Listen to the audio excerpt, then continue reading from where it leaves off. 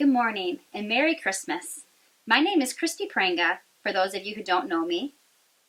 Looking over this past year, it has definitely been a roller coaster ride. While my experience was probably not as dramatic or difficult as some of yours, in mine, and hopefully in yours as well, I've seen God working, often in the small details of my life. When COVID first began, it was easy to just focus on all that was being taken away. It was so disappointing watching my daughter Rebecca come off an amazing winter track season her senior year, where her team of only 7 girls won the state championship and she was at her best ever, only to have her spring season canceled and to not be able to see her run competitively, probably ever again.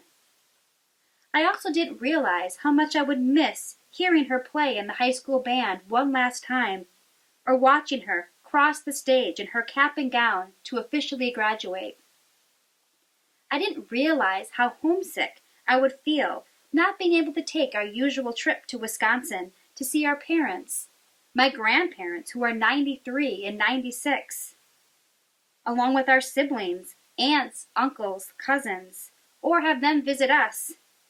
It will have been almost 2 years before I've seen many of them, and that's if things hopefully improve. It can feel at times like a mountain of disappointment. I think we can all agree this season of dealing with COVID has been a painful one. Yet in the midst of it all, God was there. As COVID transformed my daily routine, I made a choice that I was going to keep getting up early and spending time with God each morning. As I felt God meet me in those moments, He helped me to keep my eyes fixed on Him instead of all the uncertainty around me. I was challenged by Philippians 4:6 and 7. Do not be anxious about anything, but in every situation, by prayer and petition, with thanksgiving, present your requests to God. And the peace of God, which transcends all understanding, will guard your hearts and minds in Christ Jesus. I watched in amazement as God filled my life with unexpected gifts and blessings. In a normal year, spring is one of our busiest seasons. With 5 kids, we're running in a million different directions. As our plans were canceled, life slowed down. And I watched our family come together in a way we never would have if not for the gift of time that we'd been given. Time to go on walks together. Time to play games together. Time to sit around a campfire and laugh and talk together. The disappointment of the loss of so much of Rebecca's senior year faded as I cherished the precious gift of time that I had been given with her before she went to college. I also watched as our kids took on new hobbies. With school being online, my daughter Rachel had the opportunity to experiment with gardening. She planted so many seeds inside our house it began to look like a greenhouse. And through a lot of hard work, she created a beautiful raised garden that we all enjoyed. Jeremiah bought himself a camera and delved into photography. It was fun to go along with him as he captured sunrises and sunsets and just saw nature in a whole new way. Elizabeth learned to play the ukulele, and almost daily music and singing drifted from her room. Hannah's Zoom Girl Scout camping trip turned into having our tent set up for a month, with kids sleeping outside in our backyard. In all of this, I felt like Mary in Luke chapter 2, verses 19 and 51, treasuring these moments in my heart. Another gift that I was given was the blessing of seeing God working through this body of believers. I want to share a couple recent examples that were near and dear to my heart. Besides being David's wife and the mother of 5, one of the hats that I wear is that of a preschool ed assistant in an integrated preschool at Stony Brook Elementary. A little different from many preschools, many of our students deal with various disabilities, from speech delays to autism and everything in between. So you can imagine how difficult it was to switch to doing circle times on Zoom instead of in person. Unfortunately, some of our neediest preschoolers never showed up, and as you can imagine, we worried about them. My coworkers and I decided to deliver end-of-the-year gifts to some of these children, and it was a heartbreaking moment to drive to one little boy's residence and seeing him playing unsupervised in really poor living conditions. Sadly, a few weeks ago, he was removed from his home and brought to live at a group home off Cape. He had very little when he left. His only shoes were an old pair we had in a bag of clothes at preschool. My other two coworkers and I made a list of what this boy really needed. And knowing about the Angel Tree project Pastor Barbara was coordinating at the church, I approached her to see if there were any available resources to help. Pastor Barbara was able to put me in touch with a family who volunteered to take on our little guy and provided him with everything he needed on that list. Shoes, pants, shirts, socks, underwear, pajamas. It was such a gift seeing my church family loving our sweet little preschooler in that way. He just recently began coming to our program again, coming an hour both ways from his group home, but we were so happy to see him and see him in all his new things. Now that we're back to meeting in person, one of our COVID protocols at school is we have to have all the windows open, and as you can imagine, this time of year it can get quite cold. We were blessed once again when a couple other families in our church combined their skills to knit shawls for our preschoolers.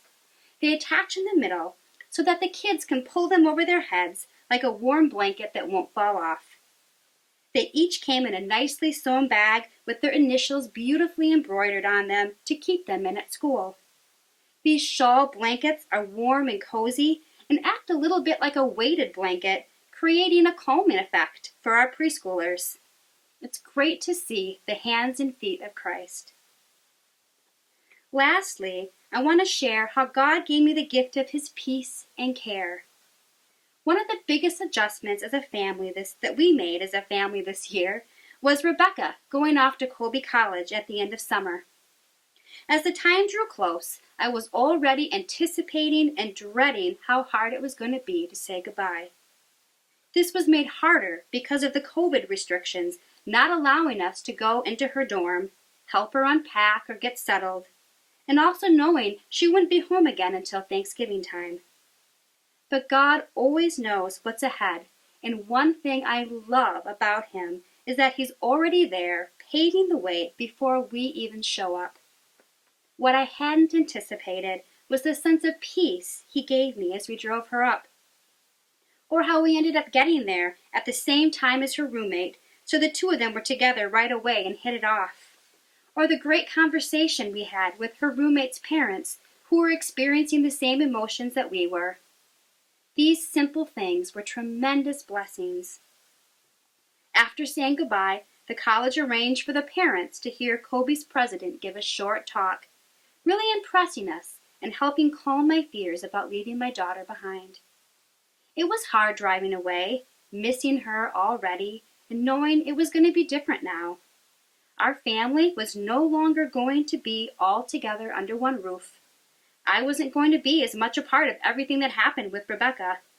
I had to trust God even more with her life, handing over the control I never really had to begin with. It didn't take long for happy texts to come from her of making friends with a group of freshmen in her dorm. What a relief to a worried mom's heart. She adjusted and we adjusted, and though it's hard, and we are so glad to have her home for a little bit, I know that she'll be okay and I'll be okay too. Looking back, I can see that God was with me through this whole process. These are just a few of many ways I saw God show up in my life this past year, surprising me with His goodness and love. I was reading a story recently in my devotions that really spoke to me. It was about a bishop who was about to visit the families of 170 miners who were recently killed in an accident. Wondering what to say to them, he picked up a little hand-woven bookmark his mother had given him. On one side was a tangled web of thread. There was no rhyme, no reason, no pattern, nothing. But on the other side, it said, God is love. My devotion went on to say, the world often seems to us like a tangled web. Often we cannot work out what is going on or why we are suffering in the way we are. But the claim of Jesus and the scriptures is that behind it all is the love of God. Even though things may seem very difficult for us to understand now, God is working out his loving purposes in the world.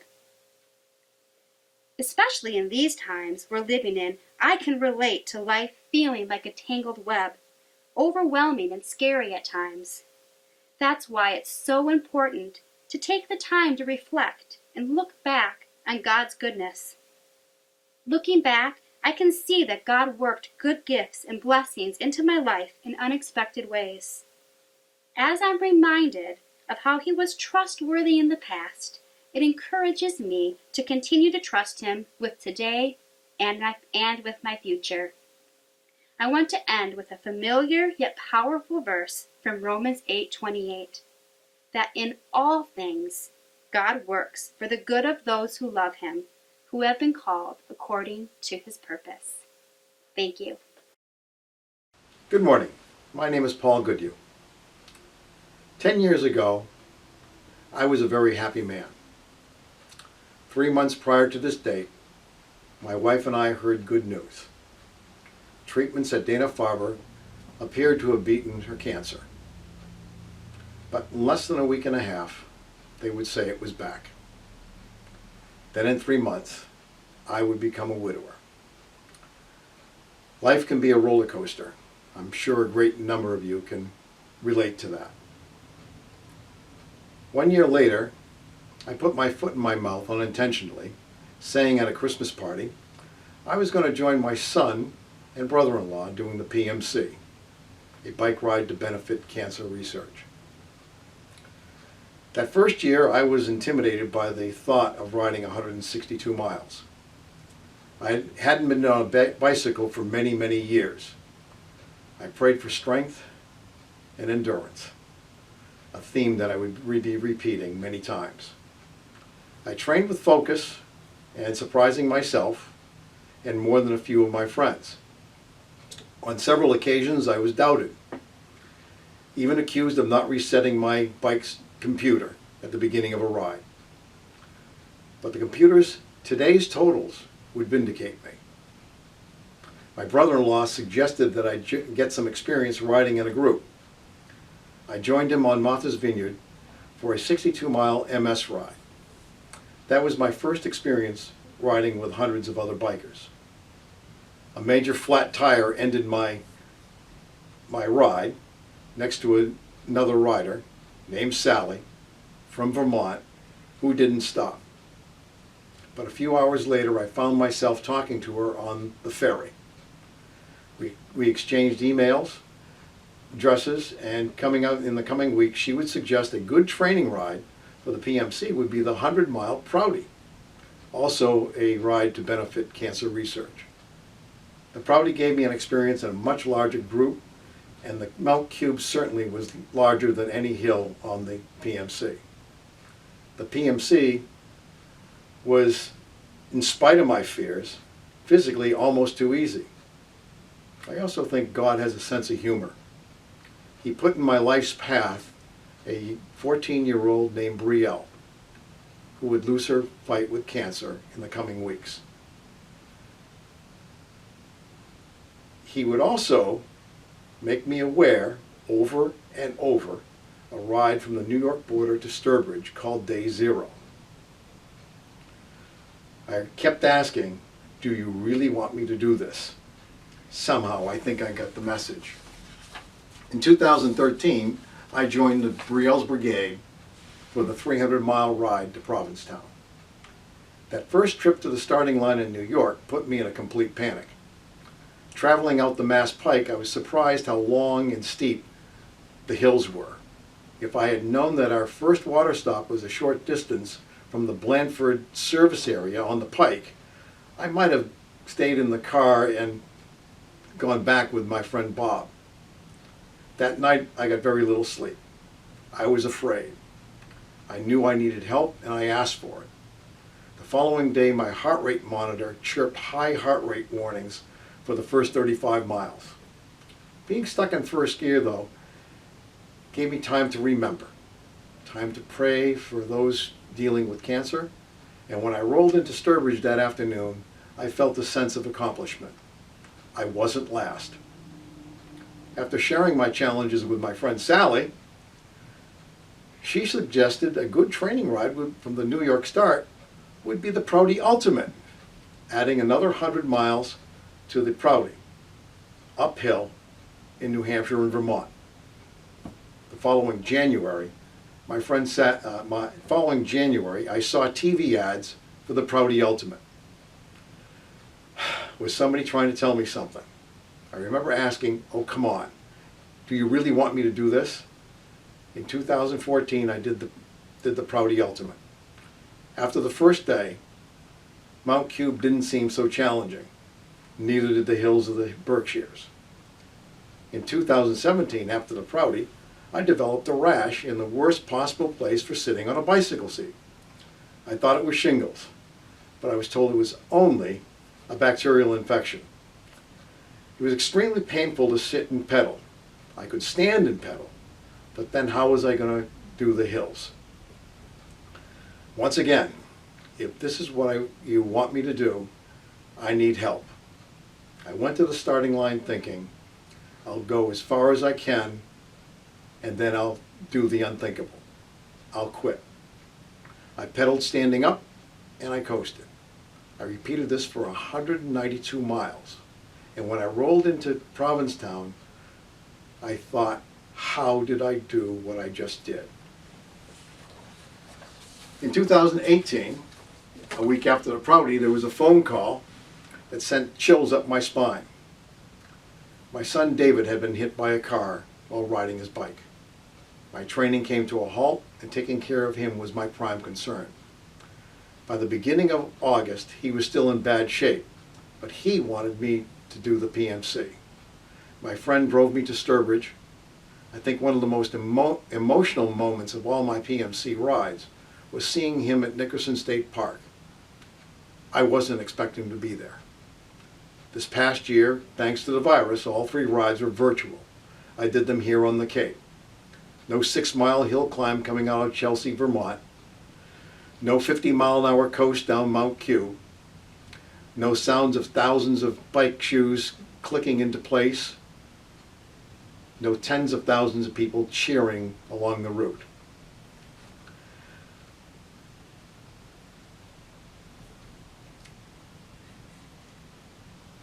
I did the rides alone most of the time. But I had a good PMC friend, and my brother-in-law joined me for 2 of those days. Some of the challenges over the past 10 years might have discouraged others, but a week after I did my first PMC, Reverend Scalise's sermon featured Psalm 34:4. I sought the Lord, He answered me. He delivered me from all my fears. That's certainly been true for me.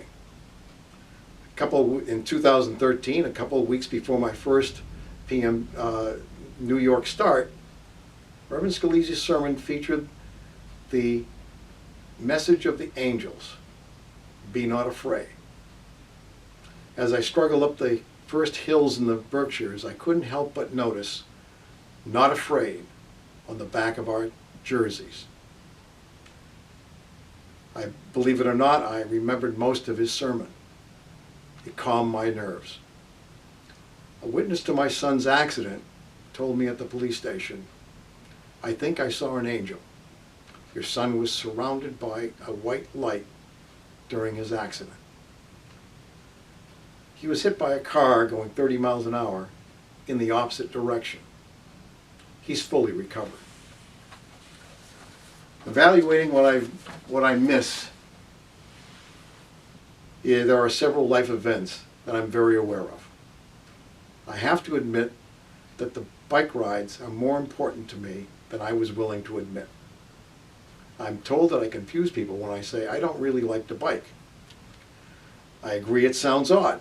After all, I've pedaled the equivalent distance of around the world since 2012. But I can proudly say that my supporters, and I emphasize supporters, have helped me raise over $240,000 for cancer research. What I do miss is the camaraderie.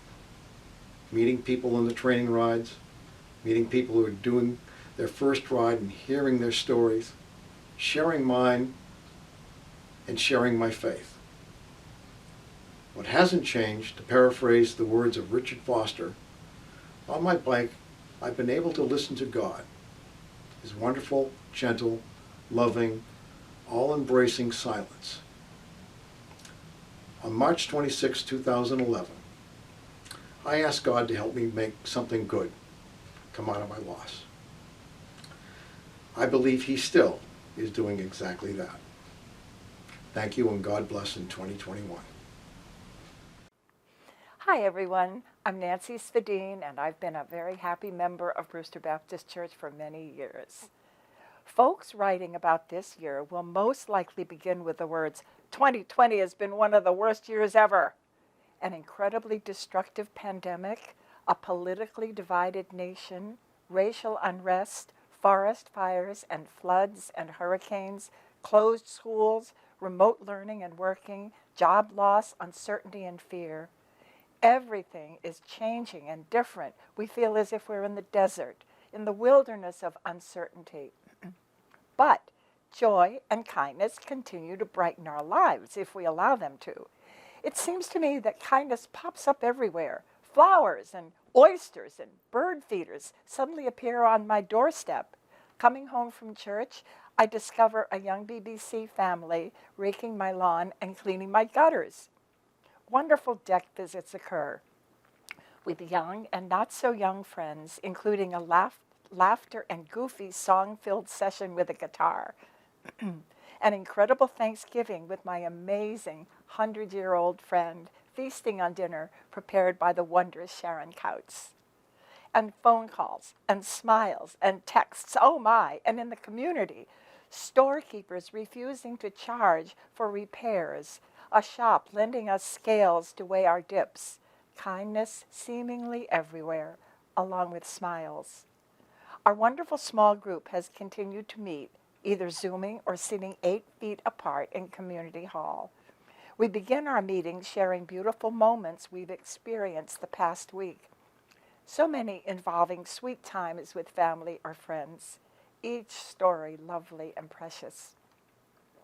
And of course, the ladies all banded together to prepare the Svedin dips, masked, gloved, safe-distanced, laughing. Pastor Joe discovered us dancing a little wildly to the thunk-thunk of the mixer. Oops. And woven through all these challenging months, we felt how essential, how extraordinarily precious is human contact with beloved family, with friends, with our BBC acquaintances. 60 years ago, after my first year of teaching, under the auspices of the Experiment in International Living, I was placed with a wonderful family in a small town on the Oslo Fjord in Norway. Our two families have become one. Many of you have met my Norwegian sister Uni as we visit back and forth in each other's countries.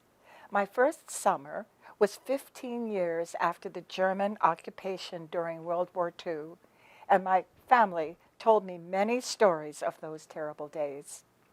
When the virus hit last March, I kept thinking of the comparison of occupations, they by a fearful human army, ours by a fearful non-human enemy. They had very little food, we have plenty. The Germans took their cars or fuels. We can drive wherever we want. We take comfort in our pets. My Norwegian father shot his dog to prevent the Germans from taking him for a guard dog. We listen to all the news we want. The Germans controlled the media. My father had a shortwave radio hidden in the cellar to hear the news broadcast on the BBC. If discovered, he would have been shot. They lived in fear of collaborating neighbors. We continue to be awash in neighborly kindness. Their media was deceptive and their mail censored. Look at our technical marvels. Even if we can't hug our loved ones, we can Zoom and phone and FaceTime without fear. And I have to share with you something that my Norwegian mother told me, which has been echoing in my head for the last 9 months. And Nancy, we have never laughed so much as we did during the war. Such amazing words of wisdom and courage and faith.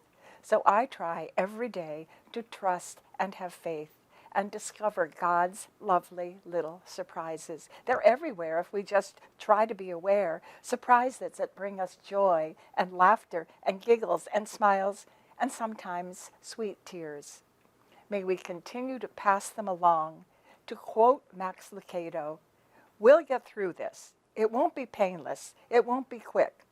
But God will use this mess for good. Don't be foolish or naive, but don't despair either. With God's help, we will get through this.